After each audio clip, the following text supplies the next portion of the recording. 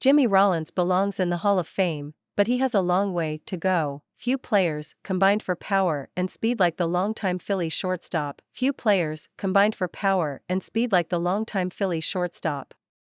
Rollins hit 231 home runs and stole 470 bases in his career. Only 4 players had more homers and steals. Howard Smith/USA Today sports editor's note. This is an updated version of a story that was originally published on December 17, 2021.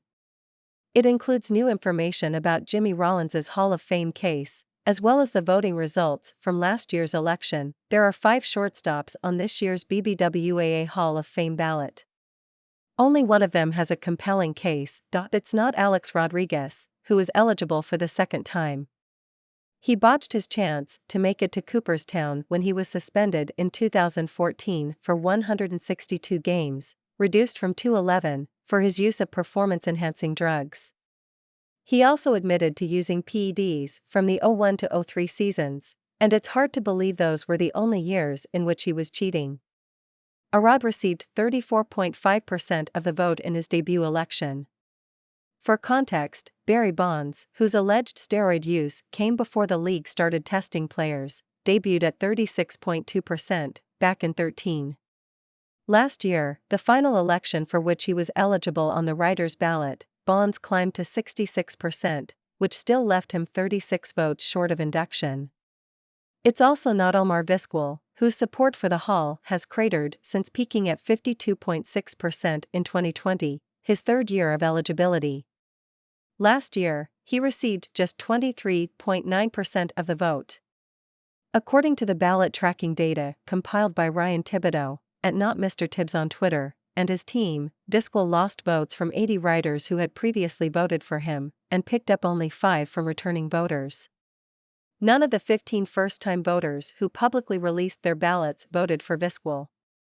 As of this writing, Vizquel has appeared on 5 of the 62 ballots tracked, 8.1%. The main reasons for Vizquel's waning support are off-the-field transgressions. 2 years ago, The Athletic's Katie Strang and Ken Rosenthal reported on the domestic abuse allegations against Vizquel, and then in August 2021 he was also sued for sexual harassment of a minor league bat boy.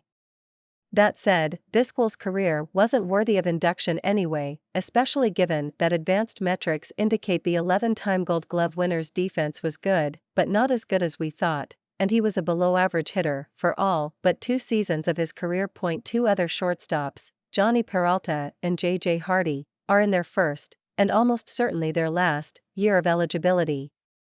Jimmy Rollins is the only shortstop on this ballot I'd choose if I had a Hall of Fame vote. He debuted on the ballot last year and received 9.4% of the vote. I don't want to spend this entire time comparing him to Vizquel, because to reiterate, Vizquel did not have a Hall of Fame career. But, here's a quick overview of how the 2 players stack up. Rollins was by far the superior hitter and base runner. Vizquel was the better fielder.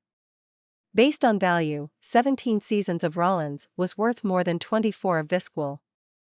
Now, let's move on to Rollins's case apart from Vizquel. Rollins spent 15 of his 17 years in the league with the Phillies, including his brief 14-game debut in 2000.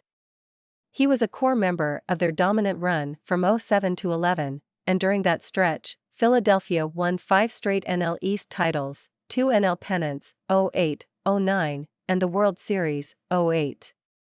A 3-time All-Star, Rollins won the 07 MVP award for Gold Gloves and a Silver Slugger. The best way to view Rollins is in the context of his peers.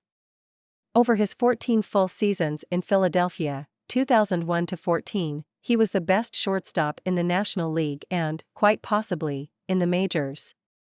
Minimum 50% games played at. It's worth noting that the careers of Rollins and his peers don't exactly line up. For example, Derek Jeter won the AL Rookie of the Year in 1996, so while the Yankees icon was one of the game's top shortstops from 2001 to 14, the leaderboards for this span do not factor in his excellent first 5 seasons. That said, if you want to widen this lens to cover the entire careers of players who debuted in the 15 years from 1995 to 2009, a period that begins with baseball's return after the '94 strike, Rollins is still the best NL shortstop and second best in MLB. Minimum 50% games played at SS sorted by WAR. Here are the top 5 players who made their MLB debuts from 1995 to 2009 and played at least 50% of their career games at shortstop. So yeah, it's Jeter and then everyone else. You could very easily argue that this era had only one HOF caliber shortstop if you don't count Arad, who debuted in 1994 and played only 1,272 of his 2,468 career games at the position. Rollins was the most well-rounded of the 4 remaining shortstops here, and in terms of longevity, he's the most deserving. Troy Tulowitzki and Nomar Garciaparra likely would have been Hall of Famers had injuries not cut their careers short, but they don't have the volume needed for the HOF, even if you tend to favor higher peak players. Miguel Tejada, who was a better hitter than Rollins, was not as good defensively or on the bases, and that's before you consider Tejeda's 105-game suspension for PEDs in 2013, which effectively ended his career. If Rollins isn't a Hall of Famer, then who is the next HOF shortstop after Jeter?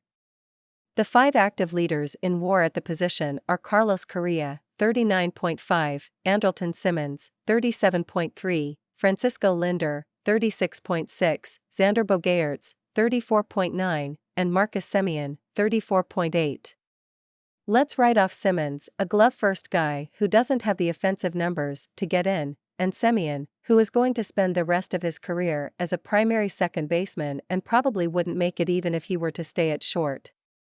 The other 3 are definitely on Hall of Fame tracks, but we've seen plenty of shortstops decline rapidly after getting off to excellent starts. Bogaerts debuted in 2013, 18 years after Jeter. If Rollins doesn't get in and Bogaerts does, that 18-year debut gap between Jeter and Bogaerts would be tied with Luis Aparicio, 1956, and Robin Yount, 74.